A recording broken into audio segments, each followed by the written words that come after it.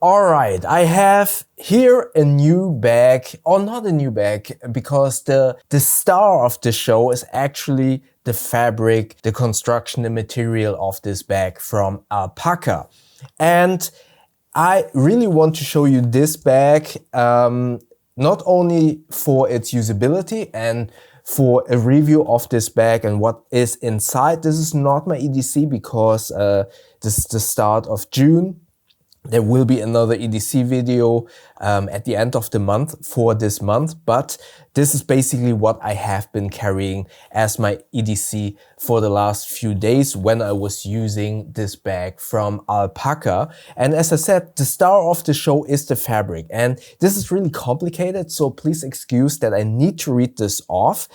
So it's called Ultra-Dyne. I mean, there are so many different fabrics nowadays. We obviously have Cordura, we have X-Pac, which I personally love the most due to the fact that it is available in so many different colors. We have Dyneema, which I also love, but many people kind of dislike for its kind of crinkly appearance and the noise that it makes. We have, what else do we have? Wax canvas, obviously, and now this new fabric. It's called Ultra-Dyne, and it's according to Alpaka, a performance fabric, the next generation durable sustainability. And I think sustainability is here the most important part. So this is an advanced technical fabric engineered to combine extreme durability, responsible material sourcing, and all-weather performance.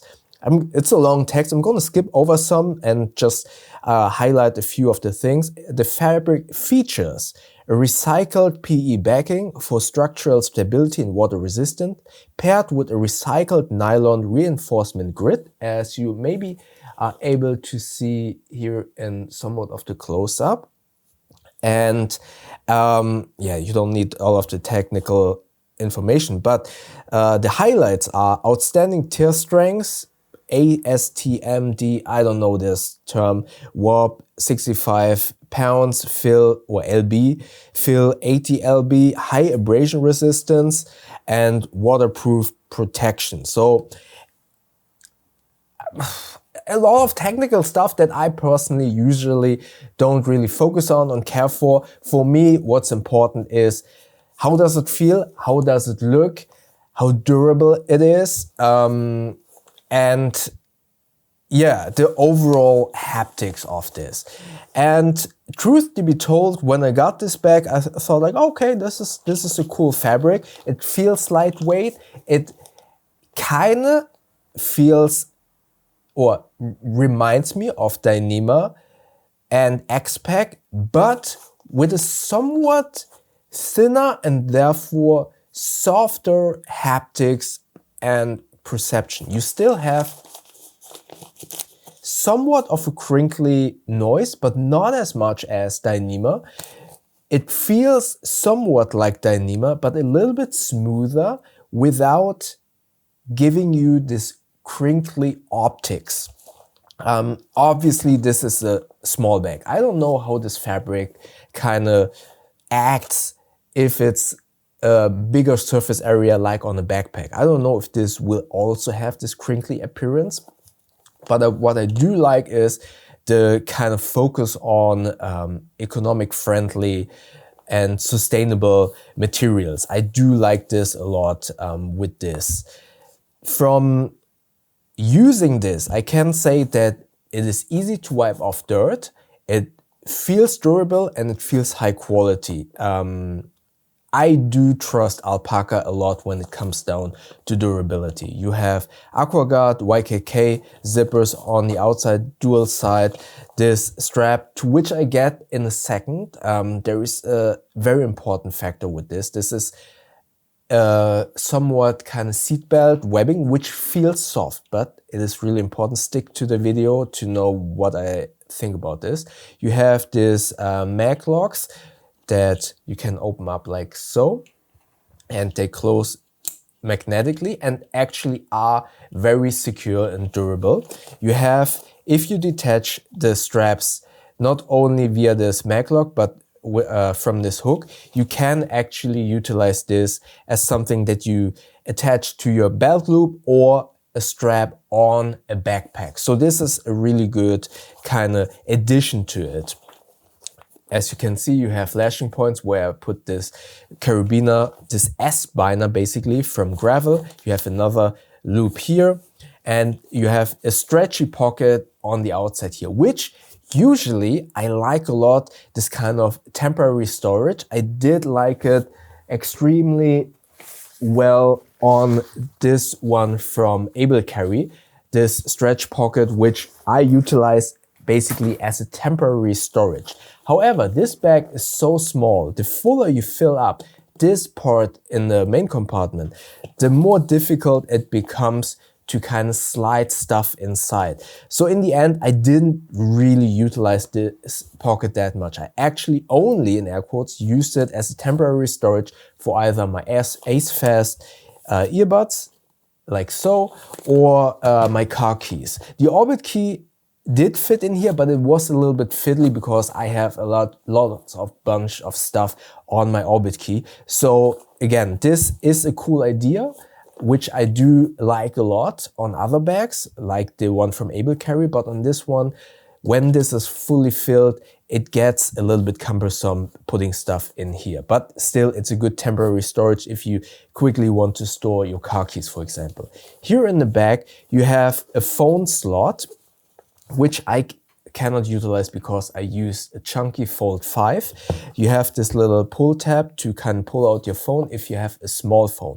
I doubt that you will be able to fit an iPhone Pro Max in here, and especially if the main compartment is full. But the idea is if you have a smaller phone, you could actually put it in here and then use the pull tab to kind of pull it out. I actually utilize it for fresh doggy bags. That's a really good place to store them actually. Now, getting to the main compartment, let's talk about what's inside. If you know my second channel, you know the Bow -2, you know that I'm vlogging and doing daily videos. So I have the magnetic pendant, a magnetic pendant and the DJI Mic Mini, which I got refurbished, and because the Mic Mini 2 is out, I got this for 20 euros. So this is really good, small. The only downside compared to the DJI Mic 2 is when you switch it on, it doesn't vibrate. So sometimes you don't know, did I switch it on or off? That's the only downside of this, but the small size is perfect to keep it with me. Then obviously my vlogging camera at the moment is the DJI Osmo Nano. I also utilized the Pocket 3, which is filming me on this camera, but this is so easy to lug around. And if you watched my Munich vlog, I can easily hide this and was able to vlog on the airport without kind of grabbing too much attention. So really cool camera. I love this. And I would argue it's a good starter camera if you feel very self-conscious in public. When filming, I mean, obviously. Then lip balm, hand lotion.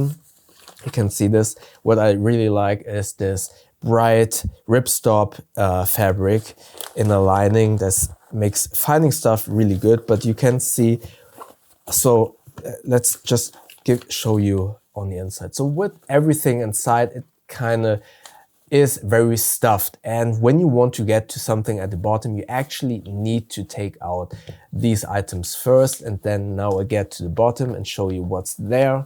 Then my emergency flashlight, the Ruben G5, the X2 Pro is always in my jacket. Then the Gerber Dime favorite small little pocket multi-tool, a fiber cloth to clean my glasses, USB-C Nightcore cable that I utilize. Here in this pocket I have the Nightcore NB Air 5000 milliampere hours. If you've seen my EDC videos, all of these items, I've been always carrying them with me, and I always say that is a testament to how well these items work. I don't exchange the Gerber Dime, I don't exchange the flashlight, and not the Nightcore. These work really well as EDC tools to quickly, for example this, to quickly top up my phone, not to fully charge it, but in a pinch it's great. Then the Secrid wallet, I always switch back and forth between the Ekster and the Secrid wallet, but because the space is so limited, the Secrid wallet with its little bit smaller height works perfectly well. And as you can see here, I was able to fit all of that stuff inside this bag, which is amazing considering this tiny size. I don't know what the volume is. I think it's like 1 liter, maybe 1.2 liters. So fairly compact, fairly small. You can fit all of these items inside. But what's really important to note is if I have this Gerber dime sitting here at the bottom, so imagine this now being in the main compartment, obviously, and this sitting on top. If I want to get to the Gerber dime, I need to unload all of the items that are on top just to get to my multi-tool.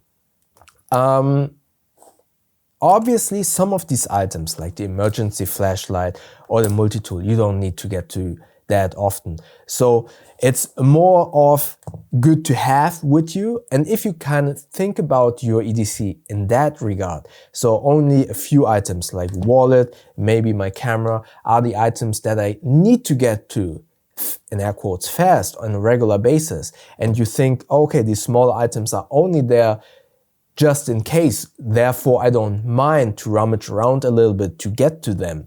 Then this bag is obviously very, very capable and very sufficient, especially when you carry this. I really enjoyed carrying the bag, and this is really important. I really liked enjoying carrying this bag because it actually slid perfectly underneath my armpit and wasn't in my way. That was extremely comfortable and a joy to use, having an extended pocket capacity without getting in my way. So in terms of carrying this pocket, the size was great. What's not so great is, and this actually surprised me quite a lot, because when I unboxed this, you know, when I loaded this up, I thought, oh, okay, this is really soft and I like this a lot. But for some reason, and if you feel it like so, this doesn't feel scratchy that much. However, when I carry this, especially with all of these items, I don't know what exactly is kind of contributing to this, because when it's here underneath my armpit, this part here cut into my skin, because due to the size and the weight distribution, the strap doesn't lie on my shoulder but slides over to my neck and cut into, whenever I was walking, it was rubbing against my skin. Not to the degree that this would get red or irritated my skin, but it was actually sometimes a little bit annoying, especially now in summer when I'm sweating. Yeah, I know. I hear you. I already know. I'm not going to call you out, but you know who you are. You know that if you see my Gustin video, he basically commented, it's summer in Hamburg and I'm wearing a sweater, and yeah, my work temperature is actually 26 degrees. Anything below, I usually freeze a little bit. I don't know why that is. But yeah, in summer when you wear a t-shirt or something, it even there's not even the cushioning of your collar of your sweater to kind of protect your neck.